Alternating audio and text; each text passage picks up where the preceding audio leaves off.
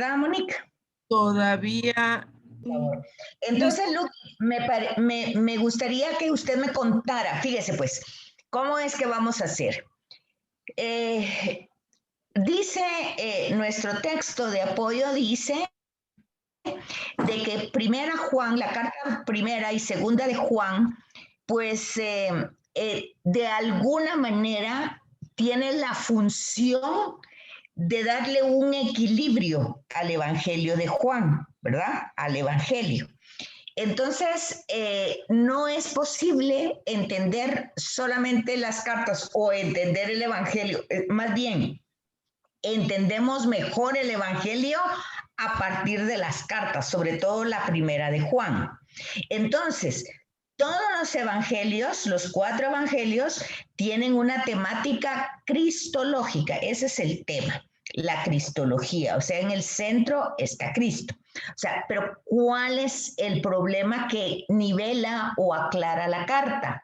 El tema cristológico es que si ustedes ponen mucha atención en el Evangelio de Juan, Jesús es presentado como una figura celestial desde el prólogo. O sea, en el principio existía el verbo era Dios, el verbo estaba en Dios.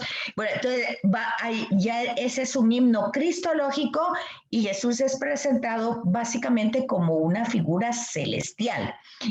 Sus discursos son unos discursos no precisamente de un artesano, ¿verdad? De la época, sino que son discursos. Los diálogos también. Ya las confesiones de fe en la primera parte, del capítulo 2 al capítulo 11, con la resurrección de Lázaro, ya la confesión de fe es directamente creer en él.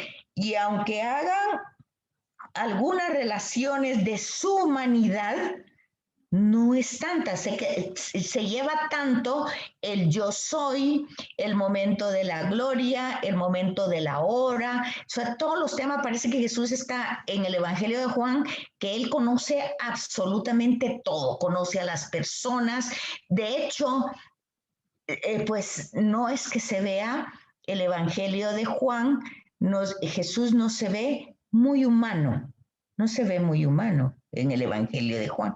En cambio, si ustedes leen la primera carta, que era la función de los trabajos, leer de corrido, tanto el Evangelio como las 3 cartas, ustedes van a notar la diferencia, porque en la carta sí se ve una serie de temas o de indicios que ubican a Jesús en su humanidad radical, o sea, Jesús de Nazaret. Ese es el contexto que hemos visto desde los evangelios y ya vimos, pues, que en los evangelios sinópticos, pues se presenta a Jesús directamente en su ministerio de año y medio, más o menos, su ministerio con el centro de su mensaje que es el reino de Dios, todos sus gestos, sus actos, sus hechos, sus dichos, todos son presencia del reino de Dios. Eso está en los sinópticos. Pero en Juan el tema es como más profundo, ya vimos, porque Jesús es un testigo ocular de Dios, o sea, testigo. La palabra en griego de testigo es martirio, o sea, el que da testimonio hasta sus últimas consecuencias. Entonces, Jesús habla y transmite lo que está enseñando porque lo oyó, lo escuchó del Padre y dice lo que vio del Padre. Eso lo encontramos en el Evangelio de Juan, no tanto en los sinópticos. Entonces, este testimonio de Jesús, que lo vamos a encontrar constantemente, si ustedes no me creen a mí, que yo he visto y he oído del Padre lo que les estoy transmitiendo, ¿por qué cosa me quieren matar? ¿Cuál es el problema? Bueno, entonces todo eso lo encontramos en el Evangelio de Juan. Ese es el tema central de la cristología. Entonces ahora en las cartas vemos un giro, ¿verdad? Y entonces aquí tienen, ¿verdad? Estas cartas entonces íntimamente relacionadas con el Evangelio, por lo que ya dijimos. A partir de las cartas nosotros vamos a comprender más el Evangelio. Quiere decir que si nosotros, sin todos los contextos literarios que vimos, o sea, las reelaboraciones que se fueron dando en el Evangelio, y sin la carta, nosotros no entendemos nada del Evangelio de Juan, nada. Fíjense, ¿ok? Entonces, en la medida en que la aportación de estas cartas ayuda a clarificar y profundizar aspectos inacabados del Evangelio de Juan. O sea, tal vez no inacabados, porque acuérdense que fue glosado el que nos llegó hasta aquí, pues trataron de ponerlo lo más adecuadamente al canon para ser recibido por la iglesia grande, la iglesia que se desarrolla ya como institución. Sin embargo, vemos todo ese largo proceso que dijimos que los sinópticos lo tienen, pero en forma aparte. O sea, Marcos es el primero, digamos, el primero que se escribe. Luego tenemos a Mateo y a Lucas, que también llevan esa evolución cuando ponen pues el evangelio de la infancia de distinta manera. Va. Entonces, todo eso es cristología. Y la carta, entonces las cartas van a equilibrar o nivelar o, como dice aquí, aportar ayudas para clarificar y profundizar el Evangelio. Entonces, ya habíamos visto la situación en que se escribió la carta, ya vimos el tema de la doctrina cristológica y ahora nos toca ver el tema de la vida cristiana. Y entonces nos habíamos quedado con el tema de los que se apartaron, los que se apartaron de la comunidad. O sea, nosotros tendríamos que ver en la carta si la carta va dirigida a los que se apartaron de la comunidad o va dirigida a los que se quedaron para que entiendan por qué se apartaron. No sé si me comprende. Entonces, ya poniendo ese contexto y entendiendo cuál es la función, ¿cómo veríamos el tema de la vida cristiana según primera y segunda de Juan? Luqui. Pues yo creo que está hablando a los que se quedaron, porque los que ya se fueron, pues no van a leer las cartas, ¿verdad? Entonces, eso se llaman los secesionistas, ¿verdad? Los que se han marchado, los llaman así. Y dicen que les dice un montón de cosas que tienen comunión con Dios, pero en realidad viven en las tinieblas y caminan en las tinieblas. Y que esa es una descripción de no amar al hermano. Y el que odia a su hermano permanece y camina en las tinieblas. Y los secesionistas dicen que afirman que no tienen pecado, pero sí pecan porque odian al hermano. Y el que odia al hermano es un asesino y ningún asesino tiene vida propia en sí. Y así, ¿verdad? Sigue diciéndoles, echándole, o sea, la primera y segunda de Juan es que dice todas estas cosas de ellos, ¿verdad? Ejemplos. Pero sobre todo se basa en el amor, ¿verdad? Lo globaliza todo en el amor a los hermanos, es lo más importante para él en estas dos cartas. Y entonces, imagínense que la parte importante, muy bien, Luqui, es que la palabra más fuerte que se le da a los secesionistas es que son unos mentirosos, ¿verdad? Esa es la parte más fuerte que se da. Mienten, pero quiero aclarar esto a la comunidad. Vean lo actual de ese tema de separación. Secesión es separación, ¿verdad? Entonces, vean, por ejemplo, cómo, por ejemplo, hoy es muy común escuchar que la persona no tiene pecados. Y yo no me confieso, ¿qué pecado puedo tener? ¿Verdad? Punto número 1. Punto número 2. Yo no necesito ir a ninguna iglesia. Yo tengo una comunicación directa con Dios, ¿verdad? Luego, hay otro tema que es muy actual. Vamos a la iglesia y uno dice, pues yo cumplo con todo, voy a misa, bueno, pero yo no me meto con la gente no se mete conmigo, yo no me gusta estar en esas cosas, yo es Dios y yo y punto. Entonces, estas personas dicen que pertenecen y que están en la luz. Sin embargo, pues lo que decía Lucky, en las tinieblas. Bueno, ese es el punto más importante y que queda claro en la primera de Juan. Y decíamos que la segunda de Juan viene a ser como un comentario o como una nota de pie de página, porque es casi lo mismo, pero con un poquito más. Pues es lo mismo, pero más reducido, quiero decir, ¿verdad? Más sintetizado. ¿Está por ahí clarita, no? Sí, licenciada. Mire, licenciada, ¿y dónde me deja?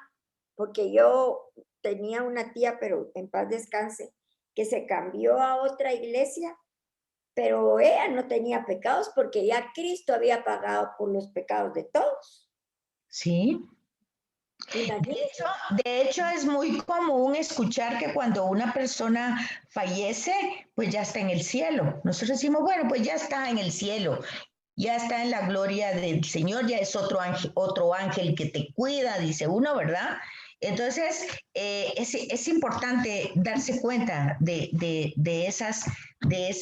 esos temas, y aunque hoy no nos llamemos secesionistas, pero sí darnos cuenta cuál es verdaderamente la tradición, porque ese es otro tema que toca la carta.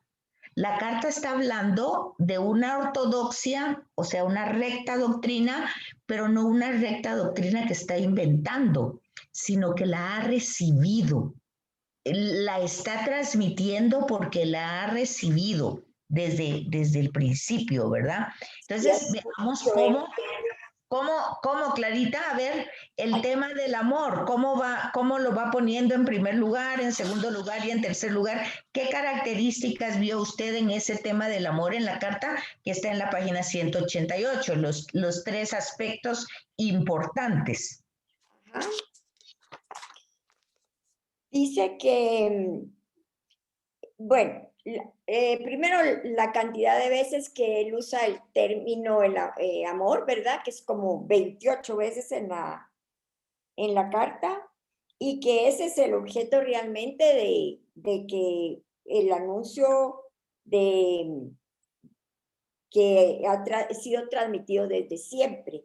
Ese es el primer aspecto importante. Ajá, dice que desde el comienzo nos han dicho que nos amemos los unos a los otros. Luego, el segundo sería el precepto del mandamiento que nos manda el Señor, que nos escribe un precepto nuevo, que es que Jesucristo también nos dijo esto, que según el precepto que nos dio, que no es algo, es algo original. O sea, Clarita, que es nuevo por lo novedoso, pero es viejo porque está en el Antiguo Testamento, en el Decálogo. Entonces, no es nuevo porque sea original, no es original, es nuevo por lo novedoso.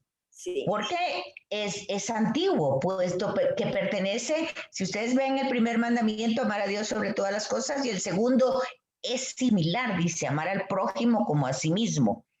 Entonces, y Jesús lo que hace es lo sintetiza, ¿verdad? Entonces, por eso es novedoso, porque es lo mismo. No se puede, y ese va a ser el caballito de batalla de la carta. No se puede decir que se ama a Dios a quien no se ve, si no se ama al hermano a quien sí se ve. Sobre todo en una situación de necesidad. Ese es el segundo lugar. Entonces, el primer tema importante importante es el de la tradición, el segundo de la novedad. Mandamiento.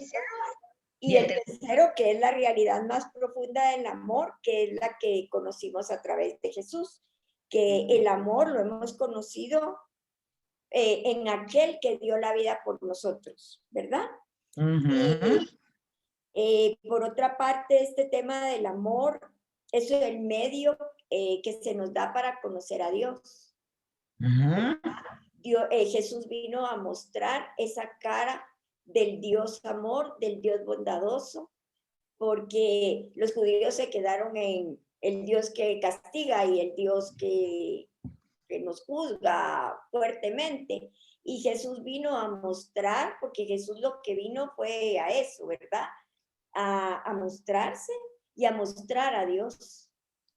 Pero eso está perfecto, Clarita, pero fíjese bien que viene no como filósofo, no como doctor de la ley, no, sino que viene como el elegido, como el mensajero. No, pero como testigo. O sea, él ha visto y ha oído, ha visto ese rostro y ha escuchado esa forma de... Entonces, el problema, fíjense que el tema es muy profundo, porque quiere decir que si nosotros no le creemos, pues no lo creemos con la radicalidad de que no es una filosofía, no es una bonita doctrina, no es ni siquiera una palabra, no es un tema religioso de piedad, sino que es un tema que si no se cumple eso como prerequisito, nada de lo demás va a funcionar, porque el juicio final al final va a ser ese. En el amor, ¿verdad? Eso está dicho en Mateo y está dicho en los sinópticos de otra manera. Pero, y Pablo también lo dice en la carta a los Corintios. Vean entonces la relación que va teniendo. Con Pablo, por ejemplo, cuando transmite, lo que yo les enseño no lo enseño de mí mismo, yo lo recibí. Que la noche que Jesús fue entregado, bueno, es una tradición. Vea que lo que está escrito primero es una tradición. Luego, la otra parte, el tema que en los sinópticos está como parábolas, ¿verdad? Para demostrar de qué manera, y también está en las comidas de Jesús inclusivas, en el Evangelio de Juan y en las cartas sobre todo eso, ya está como una denuncia. Ya está, básicamente, el tema es una denuncia.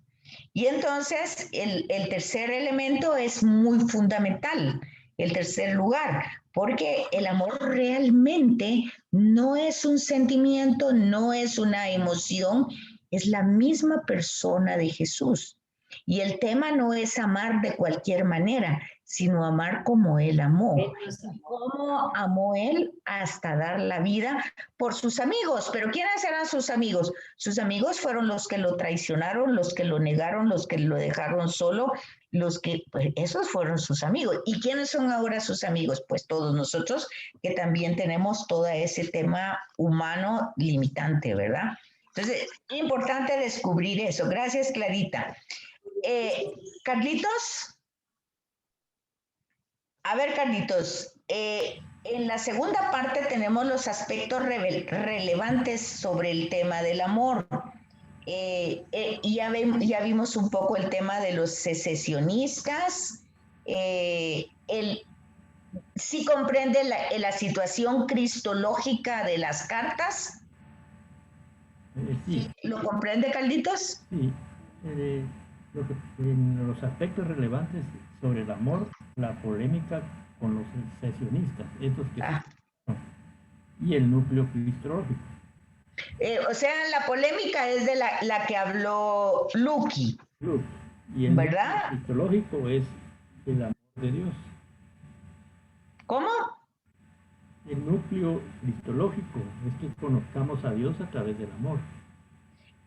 Conozcamos a Dios a través de Jesús, a través del amor de Jesús, a través de los gestos de Jesús. Entonces, el mandamiento del amor lo menciona explícitamente. En esto hemos conocido el amor, en que aquel, aquí no dice Jesús, ¿verdad? Aquel ha dado la vida por nosotros. Y entonces, como consecuencia, nosotros también debemos de dar la vida, hemos de dar la vida por los hermanos. Así conocemos el amor, conociendo qué es lo que Él hizo, qué es lo que Él dijo, cuáles son sus gestos, porque ahí está, ese es el núcleo cristológico de la carta, ¿verdad? En esto hemos conocido el amor, en que aquel ha dado la vida por nosotros.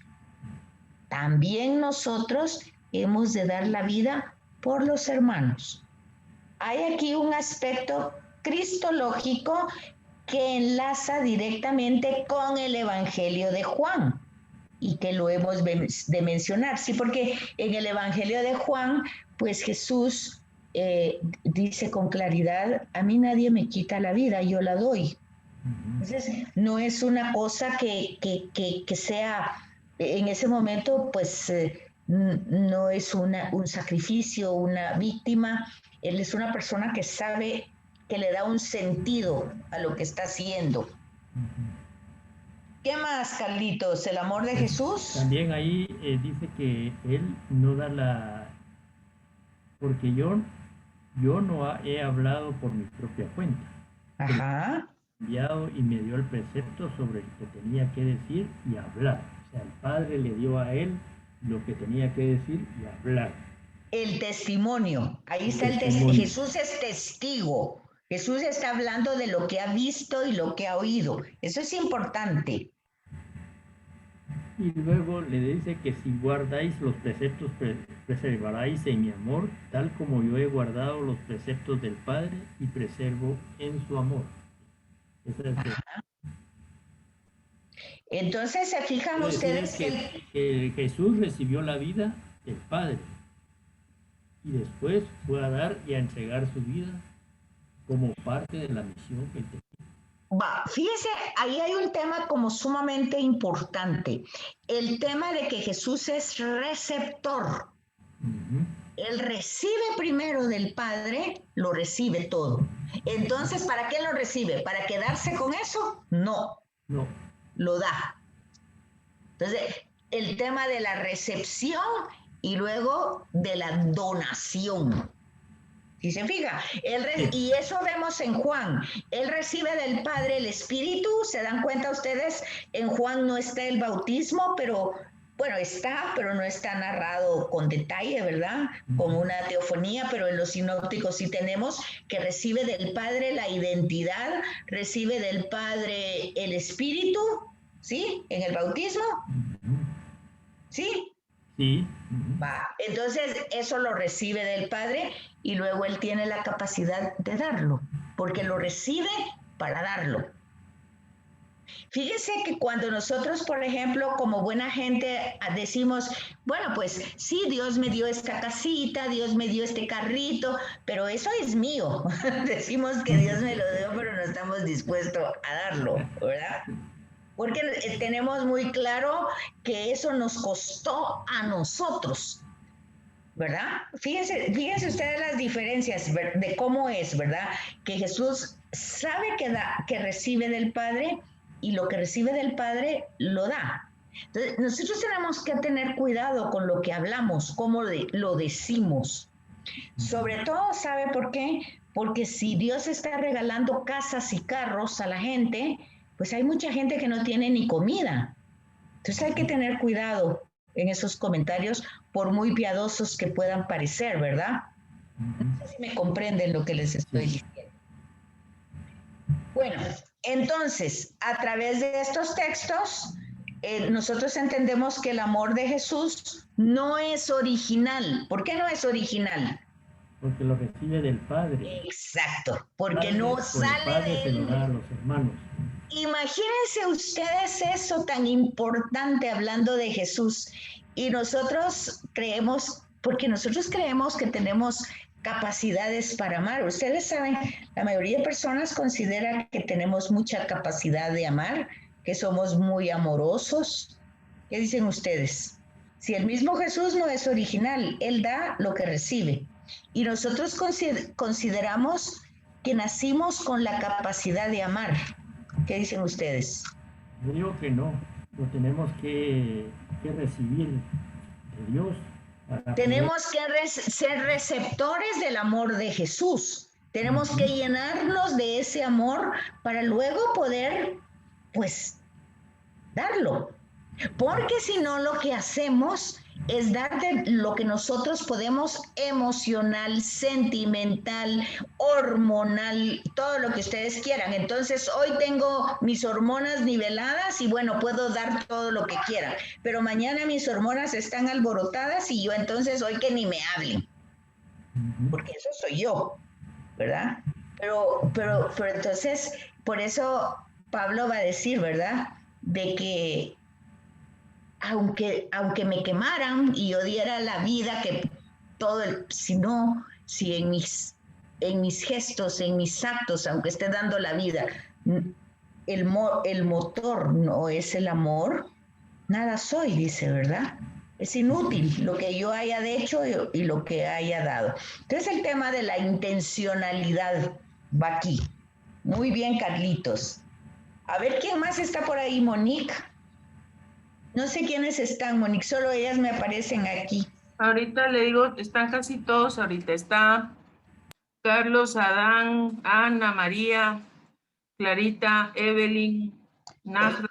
A ver, veamos a Evelyn. Evelyn sí leyó por ahí. Y alguien más, el mandamiento entonces, el mandamiento nuevo de Jesús. Evelyn, ¿quiere comentar algo? Gracias, licenciada. Pues según lo que yo he leído, es que el mandamiento es, el principal pues es el amor a Dios, al prójimo y a uno mismo. Que fue lo que Jesús nos enseñó en toda su vida y todo su evangelio, todas las enseñanzas que Él nos transmitió del Padre a ese fin van a dar, ¿verdad? Al amor. Y que pues nosotros los humanos lo hemos ido tergiversando a nuestro sabor y antojo, como los sesionistas, ¿verdad? Como usted dijo hace un ratito, tiene uno que pensar cómo va a expresar las cosas. Me quedé yo pensando en eso, porque he oído mucha gente que dice que Dios me regaló, ¿verdad? Y me quedé pensando, bueno, ¿cómo lo podría uno decir? Por ejemplo, en el ejemplo que usted dio de la casa, Dios me regaló esta casita. No sé si estoy equivocada, pero yo diría, gracias a Dios pude yo trabajar y lograr comprar esta casa, no sé. Pero sí, el punto principal es el amor, ¿verdad? El amor hacia Dios primero y hacia el prójimo. Porque si uno no ama al prójimo, tampoco se ama a sí mismo, ¿verdad? Exacto, pero vea una cosa en la página 192, dice, si el amor de Jesús no es original, porque lo ha recibido del Padre, dice, el amor del creyente tampoco es original. O sea que no es que amamos porque, ay, qué buenos que somos, qué tan buenos somos y por eso somos tan amorosos. Resulta que no. Dice aquí, el amor del creyente no es original, viene de Jesús. Entonces vean ustedes por qué la insistencia de permanezcan en mí, estén en mí. El tema de la vid y el sarmiento. Si el sarmiento se separa de la vid, o sea, de la planta, si la rama se separa de la planta se muere. Vea, aquí está la clave de una vida cristiana, porque así se titula esta parte, ¿verdad? Dice la vida cristiana según 1 y 2 de Juan, ¿verdad? Entonces, ese precepto, el creyente no es original, o sea, no es que sea su amor.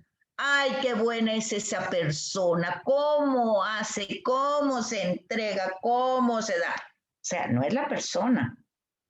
Eso sería en la medida en que recibe, en esa medida da, se despoja, da, porque no es ella misma, no es nada que le estén quitando, no es nada que le canse, que diga, "Ay, ya me cansé de darle el azúcar porque ella piensa que yo soy un ingenio, viene todos los días a pedir azúcar, no, ya me cansé. Ahora, entonces, porque lo que pasa es que desde nuestra humanidad nos cansamos, nos Sí. agotamos y no siempre estamos en el mismo estado emocional para responder. A veces somos muy cariñosos, a veces no. Pero Exacto. eso de la permanencia, el creyente dice, ha de acoger primero el amor de Jesús, que Jesús le ofrece.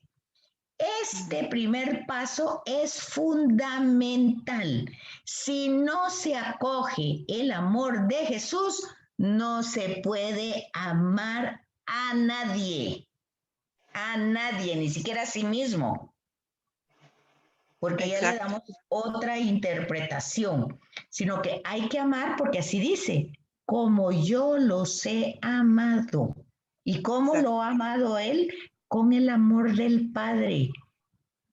¿Sí habían captado eso, jovencitos y jovencitas? Sí. ¿Sí lo tenían claro?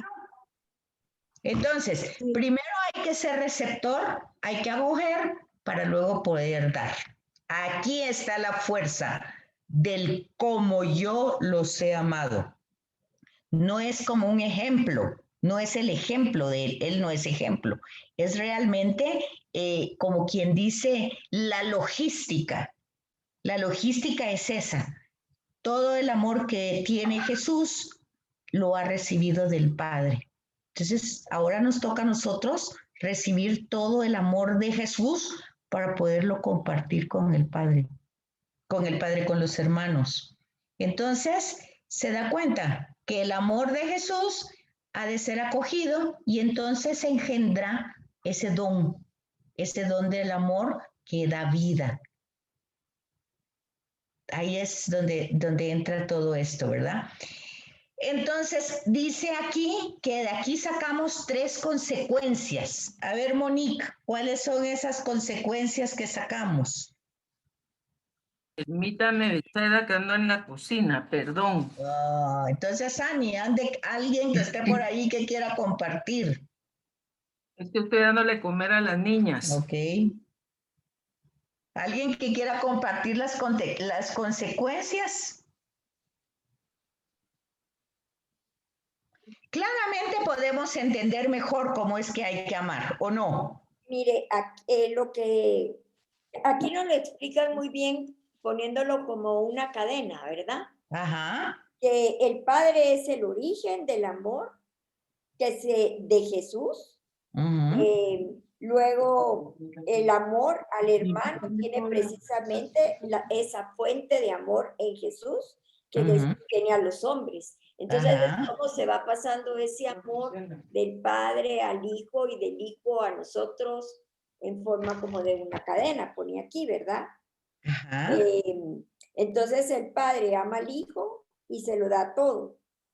Y entonces Jesús nos puede dar la vida porque fue un don recibido. ¿Verdad? Muy bien. Esa es la primera consecuencia.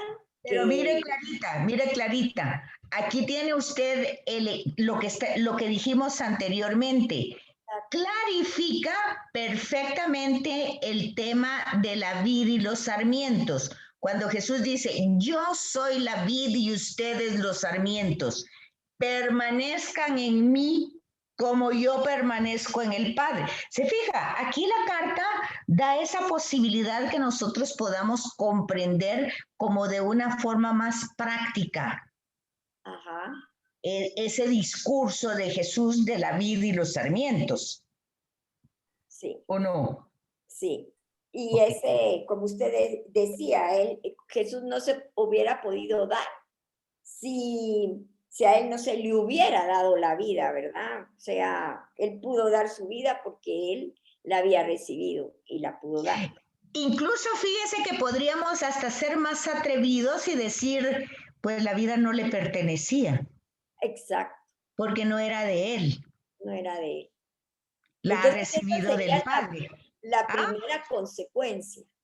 Esa es la primera consecuencia. La Muy bien. segunda consecuencia es la del precepto sobre la fe, que también si uno no ama, del amor nace la fe. Y entonces dice que hemos conocido y hemos creído en el amor que Dios nos tiene, porque primero lo conocimos y luego lo creímos, ¿verdad?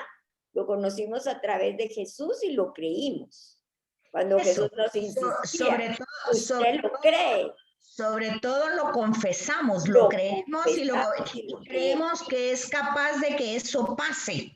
Pero fíjense una cosa tan terrible, que es como nosotros creemos que sí amamos, como nosotros creemos que sí, estamos en comunión con Dios, como nosotros creemos que sí tenemos, o sea, nosotros no creemos tanto en lo que Jesús dice, nosotros creemos en lo que nosotros creemos de nosotros. Nosotros tenemos una creencia de nosotros, entonces no pedimos la fe, no nos abrimos a ser receptores, porque nosotros creemos que ya estamos satisfechos, o sea, ya estamos plenos, ya somos muy amorosos, somos muy creyentes, tenemos mucha fe, porque servimos aquí, servimos ahí. Bueno, nosotros tenemos nuestras ideas, sí las tenemos. Y entonces lo triste de tener esas ideas es que entonces no pedimos lo que verdaderamente necesitamos.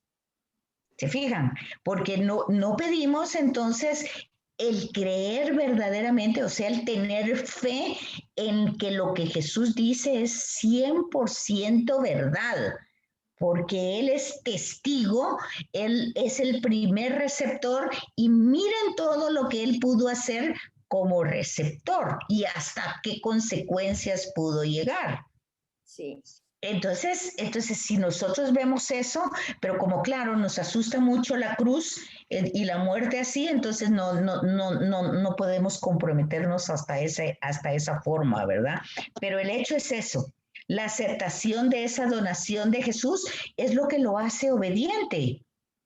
Porque él acepta eso, lo cree verdaderamente, es testigo de eso, y entonces eso lo hace que se abandone en el Padre de la forma como lo hace, ¿verdad? Y entonces, ¿cuál sería finalmente la tercera? La tercera es que tenemos que vivir como Jesús. O sea, en la 1 de Juan dice que hay que hacerlo todo como Jesús. Debemos comportarnos como Él, actuar como Él nos enseñó y amar como Él amó. Ok, Clarita, pero ahí eso hay que matizarlo. ¿Qué es lo que está diciendo ahí entonces? Que debemos ser receptores del amor de Jesús. Eso es lo que tenemos que hacer, porque no es ponernos una imposición a actuar, es imposible. Desde nuestras capacidades poder hacer lo que Jesús hizo, de ser como Jesús hizo.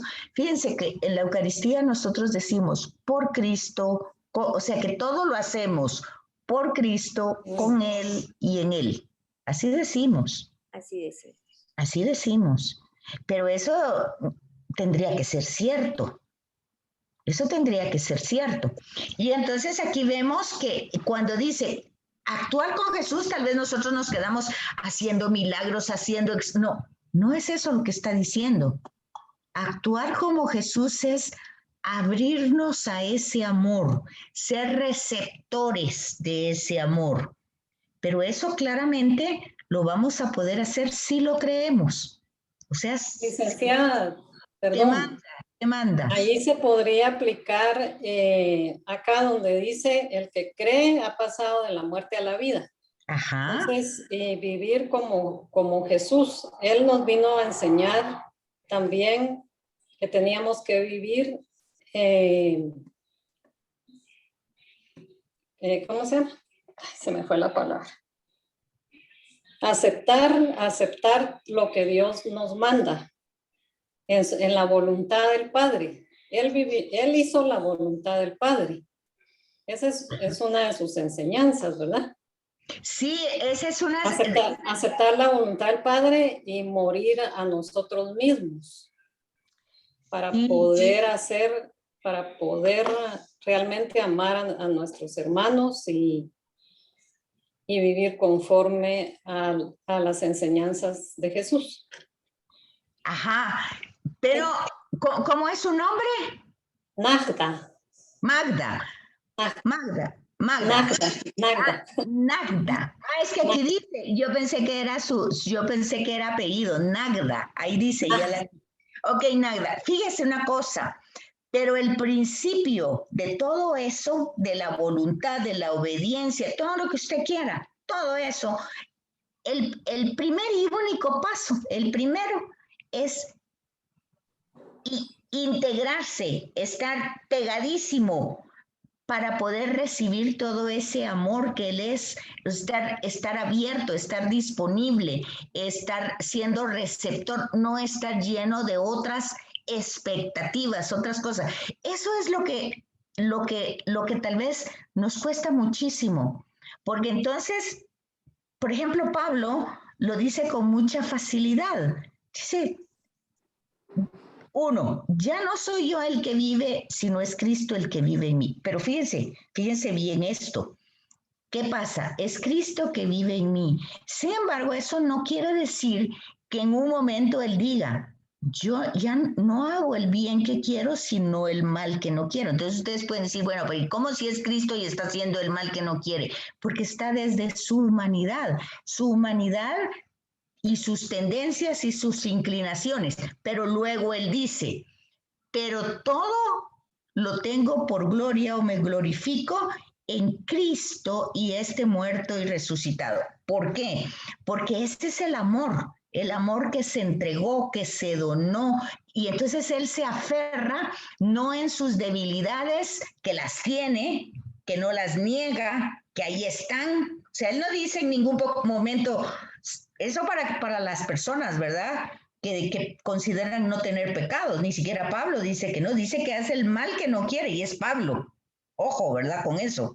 Entonces, luego dice que tiene limitaciones que le ha pedido al Señor que se las quite, y dice, te basta con mi gracia. Entonces, Él se da cuenta de su dinámica humana, pero luego da ese paso de fe. Pero todo lo pongo como, pues, me glorifico en Jesús y todo lo espero de Él como bien. Y Jesús muerto y resucitado. ¿Por qué muerto y resucitado? Porque esa es la máxima entrega y demostración del amor que da la vida. Pero ahora ya vimos atrás que esa vida la ha recibido del Padre, entonces ahora entendemos por qué la puede dar. Y entonces, lleno de esa vida y de ese amor del Padre, ya vemos por qué puede ser tan obediente. Y entonces ya vemos también por qué Él se aferra a la voluntad de Dios, porque no puede haber otra cosa mejor que eso, ¿verdad? Entonces, pero todo, como dijo Clarita, va en cadena.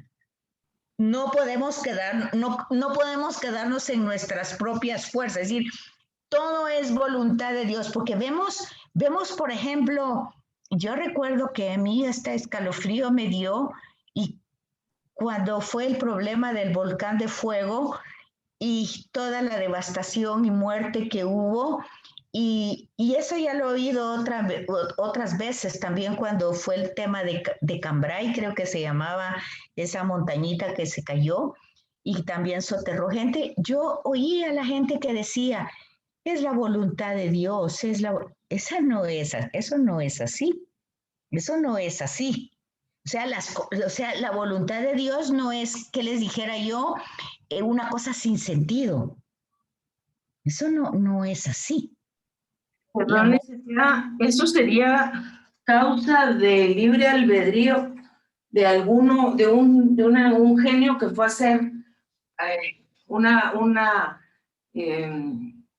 lotificación a la orilla de una montaña y no tomó sus medidas y se cayó, pero no era la voluntad de Dios que todo ese mundo muriera. Lo que pasa es que fue libre albedrío de alguien que hizo las cosas mal. Lo que pasa es que no es que es de alguien, ahí hay un pecado social. Exacto, ahí hay una corrupción grande. Sí. Es en la clase anterior que tenía, por ejemplo, estaban ellos hablando, también compartiendo, y hablábamos de la muerte de Jesús y el sentido que Jesús tenía de esa muerte. Y entonces vemos en otra forma, ¿verdad? Pero la jovencita logra decir, yo eso lo veo con tanta claridad hoy, por ejemplo, cuando vemos esta realidad de pandemia, la situación terrible que existe en Guatemala, de mucha tristeza, y al gobernante decir al final que Dios bendiga Guatemala. Claro que Dios bendice a Guatemala, pero el problema no es que Dios la bendiga. El problema que no se desarrolla la vida no es por falta de bendición, sino por exceso de corrupción. Entonces eso, no podemos utilizarla a Dios de esa manera. Está prohibido en el mandamiento. Eso está prohibido. Eso es usar el nombre de Dios en recontra cochinada, ni siquiera en vano, ni siquiera en vano. Eso es terrible. Alguien tendría que decirle a ese personaje que no termine con esa frase, porque bendecir quiere decir bien. Y claro que Dios dice bien de Guatemala, claro que sí, pero si vivimos las condiciones que vivimos, no es por falta de bendición, es por exceso de corrupción. Esa es la realidad. Entonces, ay, qué bonito, es que ya vieron cómo termina diciendo, es cristiano. Por favor. Ese ahí es donde tenemos que tener criterio, ¿se fijan? Es ahí donde tenemos que ver que si no hay amor, no hay nada, ¿verdad? Entonces, esas frasecitas es mejor que no las digamos. Más pareciera que es el diablo el que quiere que diga eso para que quede mal. No, ni tampoco metamos al diablo, son las personas ambiciosas, eso es todo. El pobre diablo ya se quedó atrás, ya es más bueno que cualquiera de todo esto. Ya a veces también ese es un problema, querer acusar al pobre de que es el culpable, cuando realmente son nuestras ambiciones, nuestras codicias, nuestras pasiones totalmente desordenadas, ¿verdad? Entonces, el pobre diablo ya no necesita hacernos nada, ya nosotros estamos totalmente, pues, descarrilados y utilizando la palabra realmente como un anticristo, porque anticristo es contra Cristo, ¿verdad? Entonces, bueno, ya se fijan ustedes a dónde nos lleva el Evangelio de Juan y las cartas de Juan. Son muy profundas. No las podemos ver así con una superficie. Y eso que ni entramos al texto, fíjese, solo nos quedamos con el comentario del libro.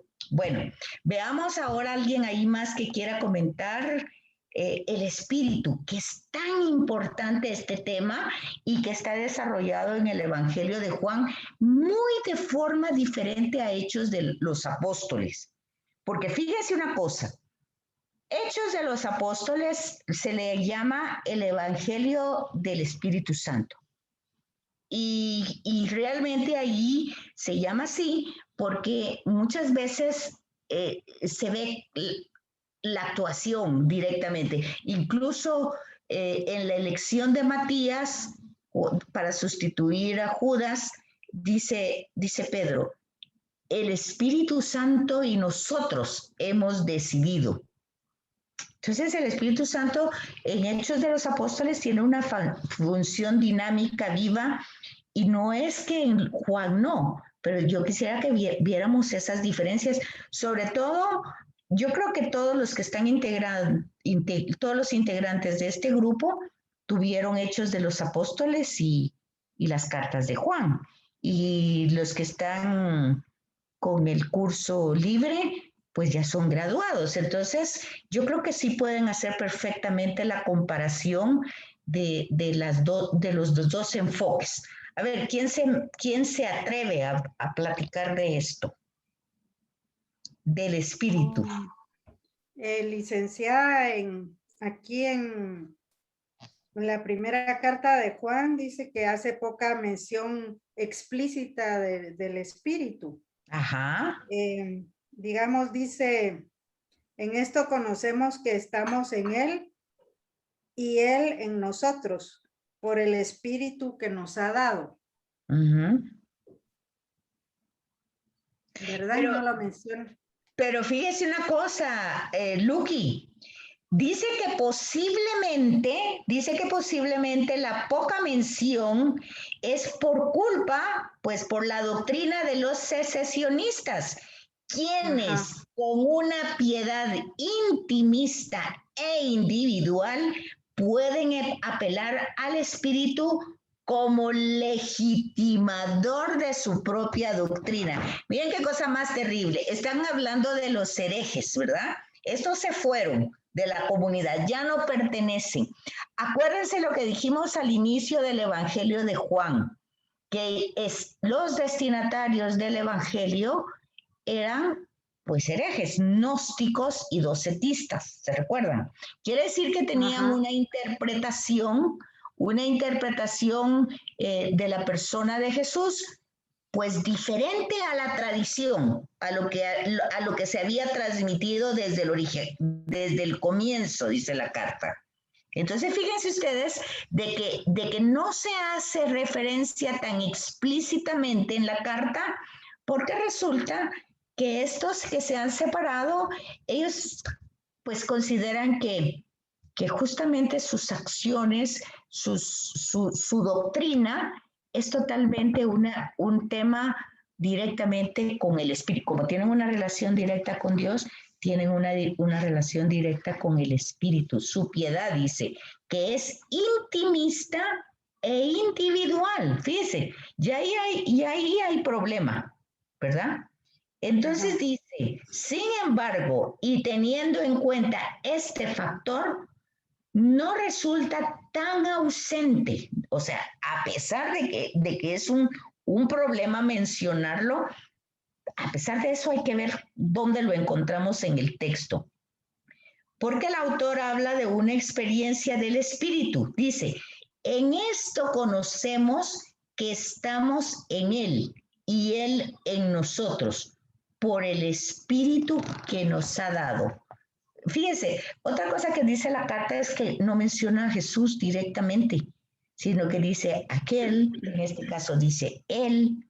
Dice, en esto, porque si fueran los sinópticos diría, en esto conocemos que estamos en Jesús y Jesús en nosotros, ¿no?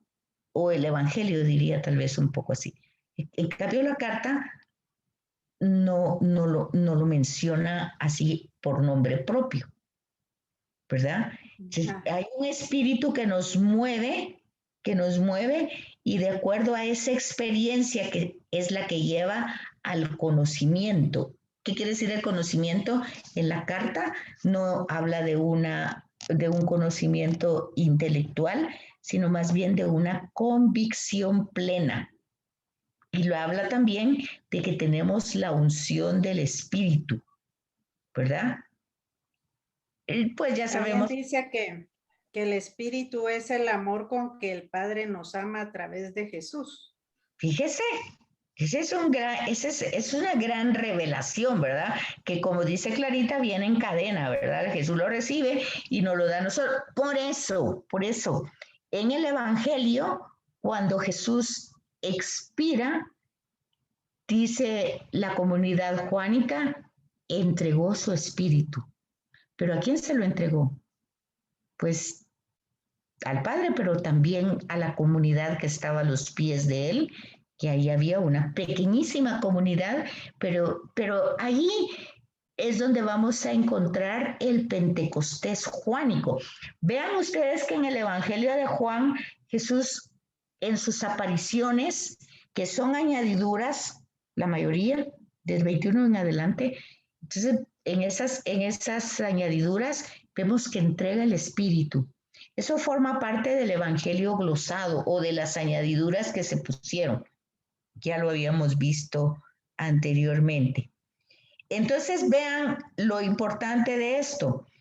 Esta es la forma de discernir los espíritus. El que no confiesa a Jesús venido en la carne, oiga eso, está hablando de la humanidad. El que el que se olvida de la humanidad de Jesús y solo quiere ver la divinidad, no está movido por el Espíritu. Porque antes que nada Jesús es persona humana. Entonces dice, el que no confiesa a Jesús venido en la carne, deshace, aniquila a Jesús. ¿Cuántas personas no quieren saber? O sea, fíjense, ese es un tema muy penoso de nuestras catequesis y de nuestra formación. Y llegar al templo, a las imágenes, a lo que ustedes quieren, incluso a la Eucaristía, con un tema, ¿qué diríamos? De peticiones, de pedir que quite la pandemia, que pare la pandemia, que dé trabajo, una serie de peticiones y de peticiones, teniendo en cuenta qué es lo que está en el fondo de la petición. Una creencia de un ser que soluciona problemas, tipo bombero, ¿verdad? Al bombero lo llamamos cuando hay problemas y problemas graves o una ambulancia o algo así que llega como emergencia. Entonces aquí, en el fondo, sí hay una creencia, sí, digamos que tenemos una fe en que Él es Dios y puede solucionar. De hecho, todas las oraciones de intercesión en los chats que hay de intercesores, el tema es este, ¿verdad?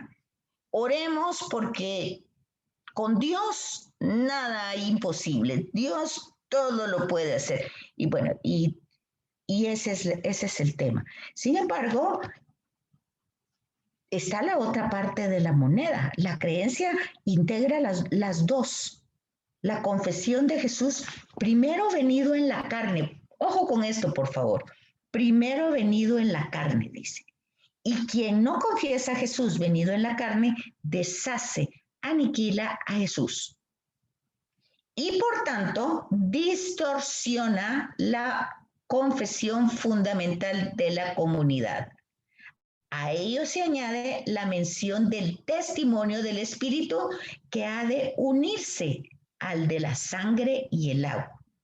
Esta mención puede que haga referencia al bautismo de Jesús. O sea, Jesús tuvo un bautismo de agua y por las consecuencias de su testimonio, porque su muerte fue consecuencia de su testimonio, de decir lo que dijo y hacer lo que hizo cuando ya habían instituciones interesadas en mantener el estatus. Entonces Jesús se ve como una amenaza. Entonces la muerte de Jesús no es una cosa así como que el padre quería que lo mataran. O sea, Jesús venía a enseñar el rostro del Padre, a hablar del amor del Padre, pero eso no nos gustó. ¿Por qué no nos gustó? Porque nos quitaba protagonismo, porque nos quitaba temas de poder, de interés, y se vio a Jesús como una amenaza, como que amenazaba las instituciones. Entonces, su muerte es consecuencia de su mensaje. Entonces, por eso es su bautismo de sangre. O sea, cuando decimos martirio, mártir, es la palabra griega de testigo. Es una persona que muere como testigo, dio testimonio de una verdad y lo mataron por ese testimonio. Entonces, ese es el sentido del mártir, del martirio. No es así un martirio por cualquier cosa, no, es por dar testimonio, ¿verdad? Por dar testimonio de algo, de lo que se está convencido, y eso pues, como dijo Caifás y Anás, ¿verdad? Es mejor que uno se muera y que no armemos aquí un problema, ¿verdad? Entonces, ese es el bautismo de sangre. Primero el de agua que recibe y luego el testimonio, o sea, el martirio que da y que él mismo le da el sentido. Entonces, pero se refiere sobre todo y sin equivocarse a la muerte de Jesús. Es en esa muerte donde está presente el Espíritu, junto a la sangre y al agua. Es lo que decíamos anteriormente. Cuando sale sangre y agua, ahí es Pentecostés en Juan. Es la entrega del Espíritu que emanan del costado de Jesús muerto. Ya Jesús murió. Y entonces su Espíritu se entrega a la comunidad pequeña que está ahí. Entonces recordemos que Jesús muere dando el Espíritu en el Evangelio de Juan. Enlazamos así con la argumentación fundamental de Primera de Juan contra los secesionistas. La realidad humana de Jesús, que es ignorada y por lo menos minusvalorada por el grupo, que podría ser un grupo gnóstico, ¿verdad? Que ya dijimos que no aceptan la humanidad de él, que se ha roto, que se ha separado de la comunidad. Entonces, el Espíritu es el que da ese testimonio. Así como Jesús da testimonio del amor del Padre, da testimonio de lo que Él dijo y de lo que Él hizo, ahora el Espíritu da testimonio de Jesús. Es un testigo que sale del corazón de Jesús como sangre y como agua, ¿verdad? Entonces, sin embargo, hay un último aspecto menos explícito que hay que mencionar. En el apartado anterior hemos hablado del don de Jesús como don que viene del Padre, o sea, el amor. Ahora bien, el don de Jesús exaltado, o sea, resucitado, el don de Jesús resucitado a la comunidad es el don del Espíritu. Entonces, vemos que hay como dos regalos, podríamos decir, ¿verdad? Jesús nos regala el amor de Dios, pero luego también nos regala el don del Espíritu. Fíjense que esto es muy importante, porque muchas veces, sobre todo cuando personas predican, y vamos a pedir y ponen la mano así para pedir que el Espíritu venga, o sea, que el Espíritu no es tampoco así que lo vamos a llamar ahorita y que después que se vaya, ¿no, verdad? Entonces, ese se ha dado y ha costado mucho. Realmente ha salido del costado de Cristo, ya muerto, ¿verdad? Y es el don a la comunidad. Es el Espíritu quien nos hace vivir como Jesús. Ese don. Fíjense, lo decíamos anteriormente, ¿verdad? Porque dice que el Espíritu es el amor entre el Padre y el Hijo. Es esa relación. Entonces, cuando muere, pues Jesús regresa al Padre. Entonces el Espíritu queda desperdigado, que es el amor de ellos dos. Entonces es el que nos hace vivir como Jesús. Es quien nos recuerda. Dice, y eso está claro en Juan. El Espíritu los recordará lo que Jesús dijo y lo que Jesús hizo y lo que Jesús fue. Entonces el Espíritu es la dinámica del Espíritu. O sea que no es que estamos hablando, ay, esta persona es tan espiritual. ¿Por qué es espiritual? Ya ustedes pueden hacer la evaluación, ¿verdad? De qué es lo es. Tiene que ser que vive como Cristo, ¿verdad? ¿Por qué es espiritual? Porque tiene el Espíritu de Cristo, del resucitado. En ese sentido, el Espíritu es la verdad.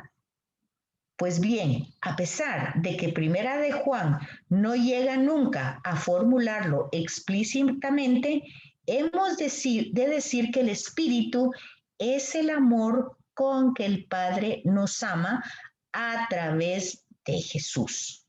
Es la teología de la Trinidad, la teología posterior, la que ha visto correctamente y que valía la pena por lo menos mencionarlo. Porque aquí es donde es tan difícil a veces comprender por qué la Trinidad, por qué tres en uno, por qué no somos monoteístas. Las personas tampoco saben a quién se dirigen, que al Padre, que al Hijo, que no saben que si hay tres diferentes, que actúan diferentes. Y es interesante ver que Lucas lo pone en procesos diferentes, pero para un sentido pedagógico, o sea, para entenderlo. Así como cuando decimos el cuerpo humano está dividido en cabeza, tronco y extremidades, pero no está dividido, es un organismo. No anda la cabeza por un lado, el tronco por el otro y las extremidades por otro. es un órgano. Lo mismo pasa con la Trinidad. Dios es amor, o sea, es un ensamble de amor. Es una esencia de amor, es un núcleo de amor, pero un amor que se comunica, un amor que se transmite, no un amor encerrado en sí mismo. Es un amor que se dona. Y ahí vemos cómo se dona, pues tanto amó Dios al mundo que se hace, pues porque es el mismo el que se hace humano. Pero no es que se haga humano él dejando de ser divino o es un holograma, no. Es su propia palabra que se encarna en el ser de María. Y entonces al estar separados, por decir así, este testigo que lo vio todo, pero ahí tenemos el tema de Jesús, del Evangelio totalmente celestial. ¿Qué podría hacer que olvidáramos la parte humana? Entonces, es importante recuperarlo y la carta primera, segunda, es lo que va a hacer. Bueno, yo creo que con esto queda claro el tema de la primera y segunda carta. Ya sería rapidito, o no sé si tienen preguntas o dudas para la tercera carta, que es muy chiquitito. Y algo que les quería decir es que en la página 199 hay una parte que dice cuestiones abiertas. Cuestiones abiertas son temas que no se han llegado a concluir en definitiva. Por ejemplo, bueno, al final, ¿quién escribió entonces el Evangelio y las cartas? ¿Quién lo escribió? Bueno, eso está abierto, no se sabe. Se puede pensar y se puede decir y todas esas teorías. Bueno, entonces son cuestiones abiertas. Ahora, ¿por qué entonces está dicho que es de Juan, el apóstol? ¿Por qué las comunidades han interpretado que el discípulo amado es el apóstol? Están abiertas. O sea, no hay una conclusión de decir directamente fue Juan el apóstol, el joven. Bueno, eso ya en el Evangelio y las cartas. Ya no digamos el Apocalipsis, que no forma parte del corpus. O sea que ahí ya esto pues no nos toca aquí, ¿verdad? Pero esas cuestiones abiertas tendrían ustedes que ponerle un poquito de atención para ver a qué conclusiones llegan con la historia de las comunidades juánicas y las partes estas abiertas que quedan, ¿verdad? Que no es... Digamos que lo que nos dice aquí es que, digamos, la primera de Juan, más es una epístola o un tratado doctrinal, porque no tiene un destinatario, no va dirigida, no está firmada. Entonces dice, no tiene un aspecto de carta más que la número 3, que sí dice quién le escribió, a quién va y cuál es el motivo. Esa sí es una carta, pero estas otras más que todo son una censura. ¿verdad? Sí, son como una doctrina. Una doctrina. Énfasis en una doctrina. Dice, ¿por qué se les pusieron? Sin embargo, ¿por qué va a quedar abierto? Pues porque nosotros seguimos diciendo primera carta de Juan, segunda carta de Juan, o sea que lo mismo pasa con Hebreos, que tampoco es una carta y tampoco la escribió Pablo, pero ustedes van a seguir oyendo que esta carta la escribió Pablo y siguen diciendo que es una carta. Entonces, también eso ya lo sabemos del Pentateuco, que no lo escribió Moisés, sin embargo vamos a seguir oyendo muchas veces que Moisés escribió el Pentateuco. Entonces son temas abiertos, no porque no hayan llegado a una, por ejemplo, a una conclusión literaria, por decir así, desde el exégesis y la hermenéutica, sino porque la tradición pues vino así desde los padres apostólicos.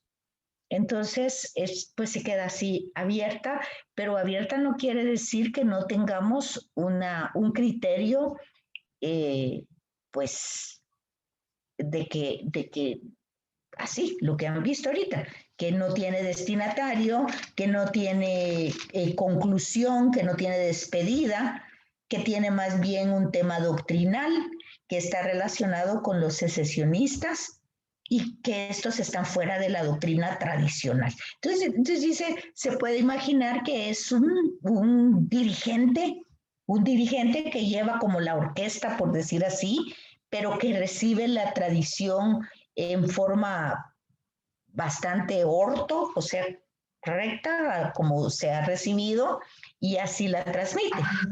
Y claramente, pues no es solo él, sino que está una comunidad que está de acuerdo, más los que no estuvieron de acuerdo ya se fueron. Entonces, pues eso es lo que esta parte nos dice, ¿verdad? De las cuestiones abiertas, nos aclaran algunas cosas. Y el escrito de la tercera carta, pues se trata, dice, de un tema, de un escrito pequeño, ¿verdad? Breve. Una nota que tiene un total de 220 palabras, es como que fuera taquígrafo, ¿verdad? Es una verdadera carta y además es una carta personal. ¿Se recuerdan? Cuando vimos a Pablo y sus cartas, vimos que muchas de las cartas de Pablo eran personales, ¿verdad? Que menciona que hasta problemas muy personales. Pero ante la riqueza de algunos párrafos doctrinales o algunas aclaraciones, se vuelven epístolas. Y esas epístolas son como decir, circulares, como que esa carta que iba para una persona luego se roló por todas las otras comunidades. Me imagino, no habían fotocopiadoras, no habían impresiones, entonces había que escribirlas y volverlas a transcribir y mandarlas y llevarlas, se deterioraba todo ese proceso, ¿verdad? Pero vemos que esto también tiene ese mismo sentido, de cartas personales que después entran en el canon. Tiene nombre de destinatario y el autor también se identifica como un presbítero, o sea, un anciano. Sin embargo, también cuando nosotros vemos en Hechos de los Apóstoles, los presbíteros, pues fueron los apóstoles. Los apóstoles fueron los presbíteros, porque eran los encargados de transmitir. Ya cuando vieron que había tanta necesidad de viudas, niños, pues tanta gente, pues estuvieron los diáconos, que es los que estaban al servicio, la diaconía, el servicio, ¿verdad? ¿Para qué? Para mantener la koinonía, o sea, la unidad, la comunidad. Pero aquí no hablan de una jerarquía. Si hablan, como dijera yo, no es una jerarquía. Están el grupo de apóstoles que conoció, que fue testigo de la persona de Jesús. Y entonces ellos dicen, ¿verdad? El Espíritu y ellos dicen, bueno, nosotros tenemos que transmitir lo que conocimos, lo que vimos, lo que oímos, pero también tenemos que ayudar a las necesidades. Es el tema, ¿verdad? De Juan, del amor ante el hermano que está en una situación desfavorable. Tenemos que ayudar, que apoyar, pero no podemos hacer las dos cosas. Entonces, escogemos a estos diáconos. Ahí tienen en Hechos de los Apóstoles, los primeros, Felipe, Bernabé, bueno. Entonces dice que la situación que refleja la carta es bastante clara. El autor, que parece que tiene un cargo con cierta responsabilidad en la comunidad, ha tenido dificultades con un tal Diótrefes, que parece tener autoridad en otra comunidad. Miren ustedes, la rivalidad siempre desde el principio. Y entonces, según el autor de la carta, Diótrefes actúa de forma autoritaria y no ha querido recibir a los enviados por el presbítero. En cambio, Gayo, el destinatario, recibió a los enviados en su casa. Por ello, el presbítero le muestra su agradecimiento y le pide que vuelva a dar hospitalidad a los enviados y que le provea, ¿qué? Y que les provea para el viaje. Para el viaje. Entre estos enviados probablemente está Demetrio, recomendado especialmente por el presbítero Gayo. Fíjense que todos estos nombres, y así vamos a encontrar en Hechos de los Apóstoles otra serie de nombres que no aparecen en otro lugar y que ahí es donde nos damos cuenta que son cartas personales de gente que se conocía en la comunidad. Este es el contenido fundamental de la carta. Vemos que no es un tema doctrinal, sí vemos que es un tema de acogida, ¿verdad? Pues siempre de una forma fraternal, pero tiene ciertas características la carta. Y entonces las características del autor, de las circunstancias, del lugar y de tiempo, que más o menos se han dado y que también aquí lo especifica como 3 características, ¿verdad?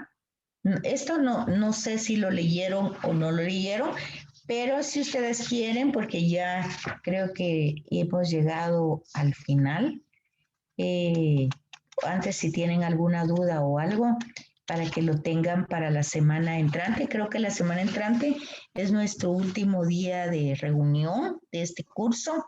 Entonces, no sé cómo están con los trabajos, si van a poder ser entregados en su momento.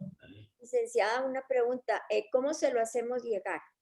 ¿Usted nos va a abrir bandejita en el portal? En el portal. Sí. Hacemos un folder como la vez pasada y lo mandamos.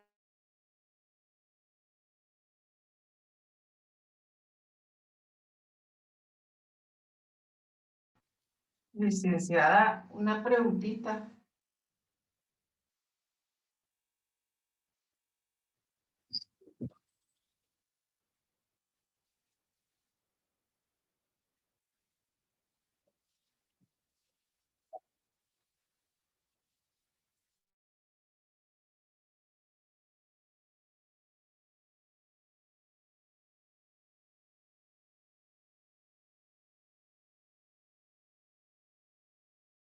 Si alguien tiene el problema de no tener lo que tienen que entregar, me lo dicen, por favor.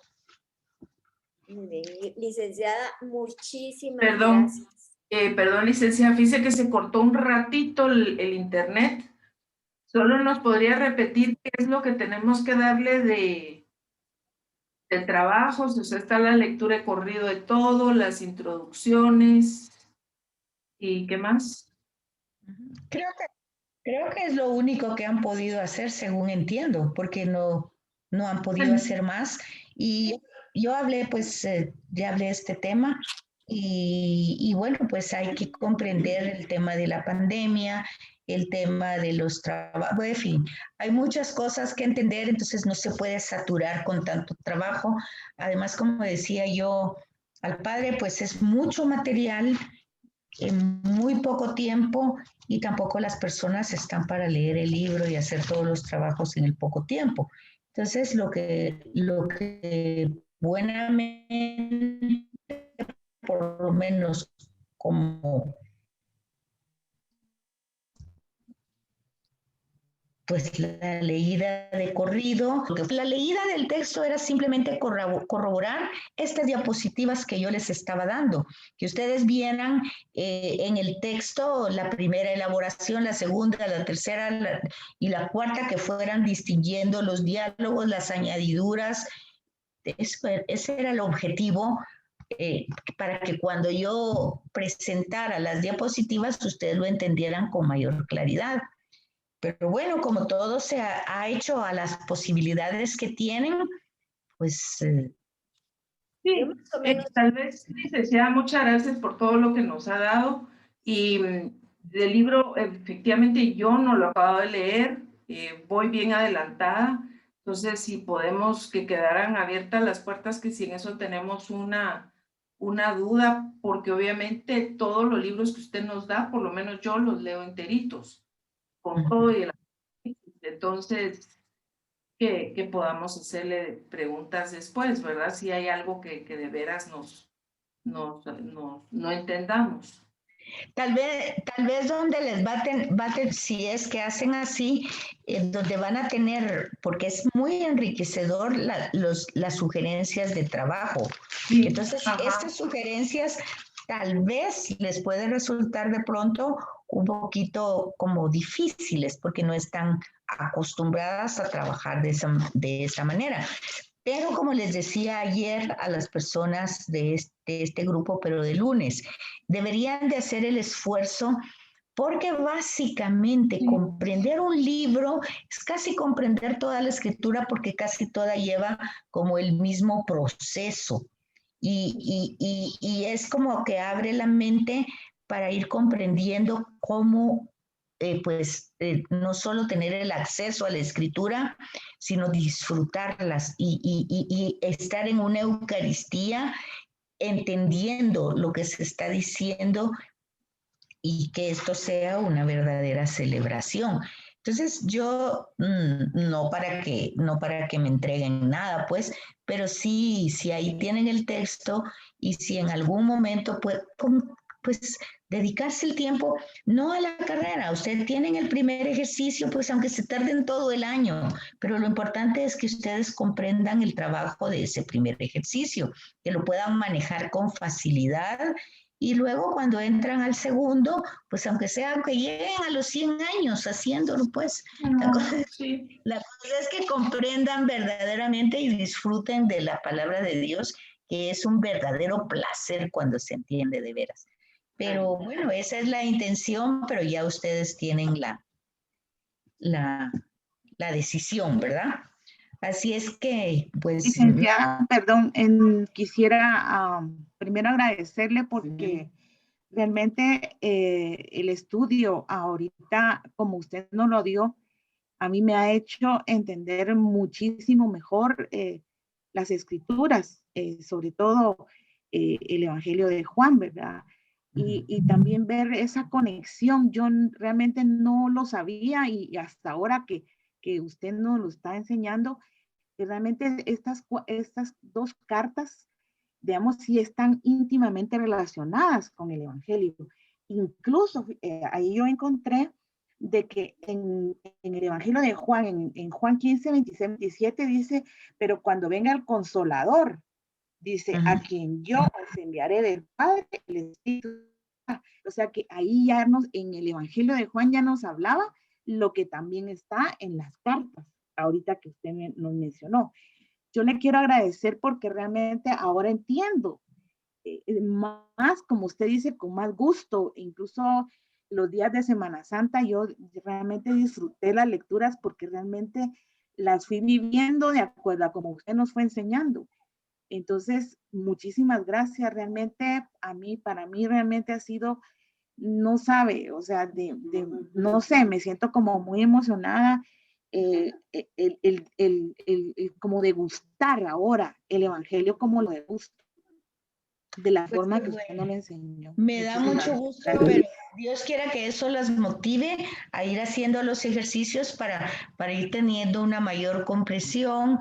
Como digo, sin ninguna prisa, háganlo con su tiempo y van a ver que de veras el librito es sencillo, realmente no es muy complicado, es sencillo y los trabajos tal vez sí son un poquito más complejos, porque no es solo hacer un trabajo por hacerlo, tienen que ir al Antiguo Testamento, tienen que hacer las coordenadas y tienen que hacer, pues a veces un ejercicio se lleva, pues, un tiempo, ¿verdad?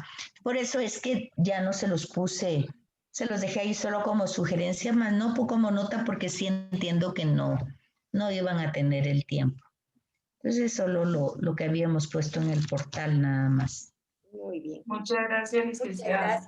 Bueno, entonces que pasen buena noche y lean la tercera carta y ya la semana entrante pues ya solo hablamos de esa carta y no sé, dudas que ustedes puedan tener, preguntas y la entrega del material. Y si no se puede, también me lo dicen antes para que yo pueda informarlo, ¿verdad? Muy bien, muchas gracias. Vaya, pues entonces buenas Muchas noches. gracias, licenciada. Feliz Gracias, noche. Gracias, licenciada. Buenas Pasen buenas noches todos. Buenas noches. Adiós Buenas a noches. todos.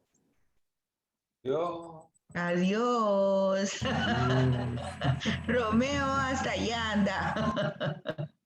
No, yo estaba poniendo atención toda la...